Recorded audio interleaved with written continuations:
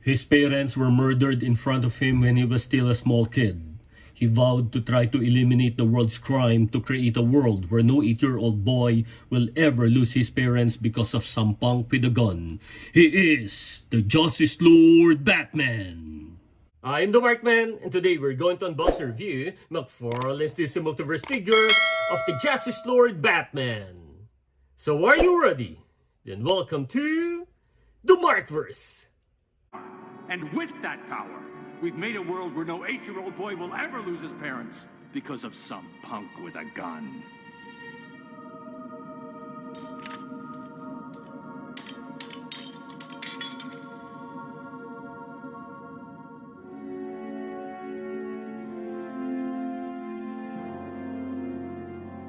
You win.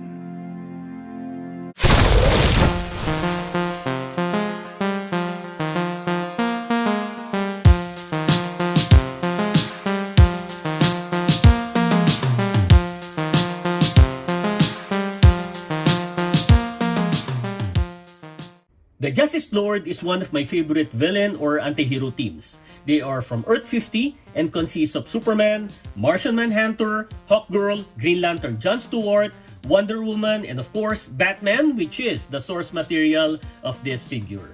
Initially, the Flash was part of their team and they are good guys, but when Lex Luthor killed the Flash, Superman wasn't able to control his anger and killed Luthor as well. Thereafter, the anti-hero and tyrant Justice Lord was born. Though canonically they are now part of the DC universe, but initially they were not, and they debuted not in the comics but from our favorite show, Justice League Animated Series. Aside from Batman, the only figure McFarlane made was Superman. I hope the other 4 members will still be offered by McFarlane.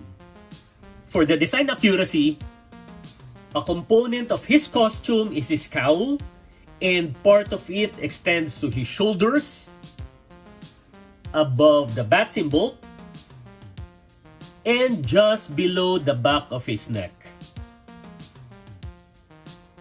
We can see a slight gap on his shoulders, but I understand the reason why. This is in order to give his shoulders better articulation. McFarlane is just becoming faithful to his design in the series for the cowl and cape to look like a single piece. At least the gaps are not horrible. Speaking of the cape, he has a ward blue satin cape on the outside and color black on the inside. This looks so good. The cape is not too long, which I like because there are some cape which are way too long. Going back to his cowl, it's dark blue with bendable ears.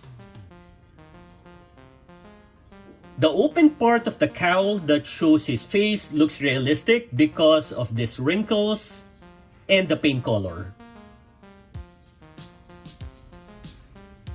Now, one of the distinguishable features of this version is the silver bat symbol and the utility belt, and this looks superb. They use metallic paint, that's why it looks shiny. The shade of silver goes well with the black color.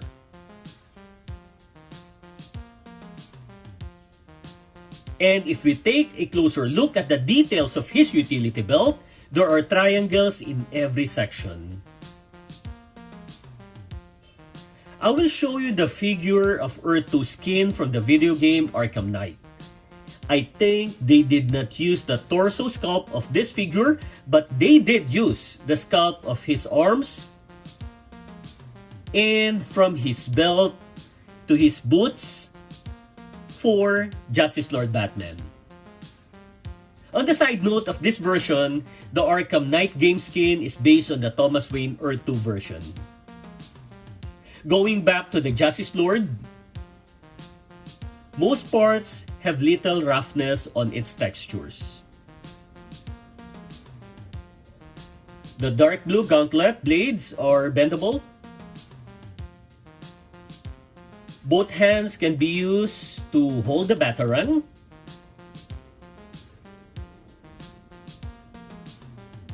He also has dark blue linings on his boots.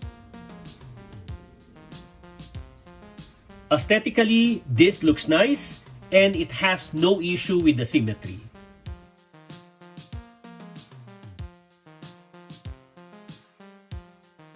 For the accessories, we have the base, then the art card,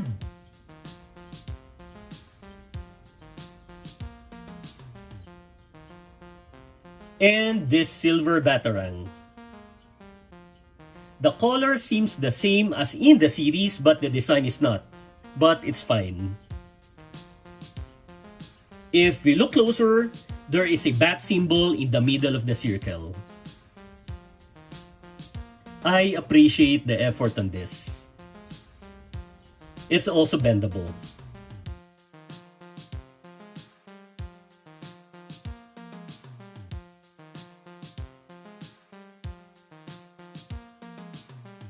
For his measurement, he stands 7 inches. But if we include the ears of the cowl, that's 7¼ inches. Let's now check the articulation, starting with the head, down, up, sideways,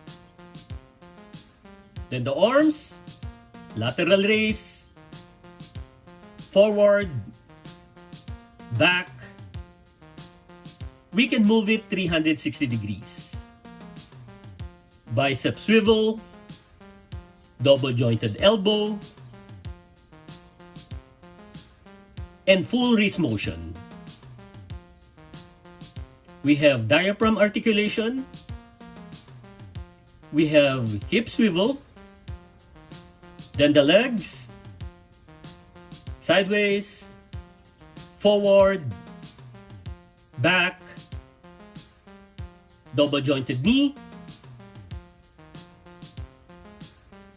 full ankle movement with toe articulation. Then the comparison. Let's start with the Justice Lord Superman and the Crime Syndicate Ultraman with Atomica. Then Mr. Marvel and Hawkman. And with Robin, Team Drake.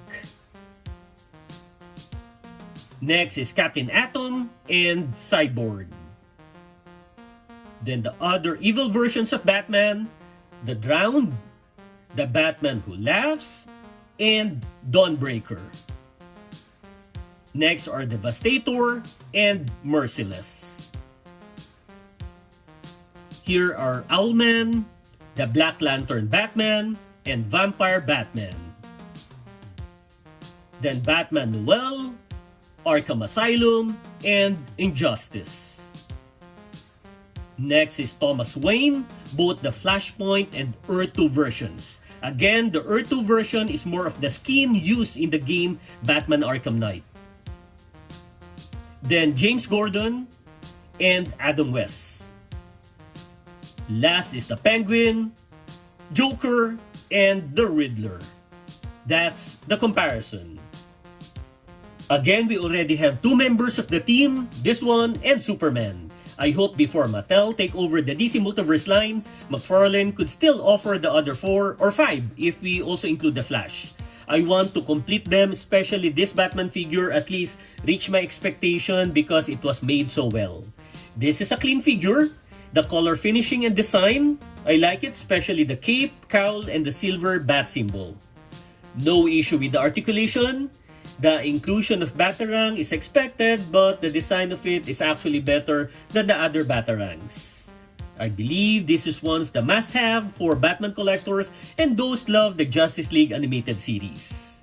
So, if you like this video, click the thumbs up button, please subscribe to my channel, and don't forget to push that notification button since I publish new videos every week. Again, I am the Markman, thank you for visiting the Markverse, and always remember to pay it forward with kindness.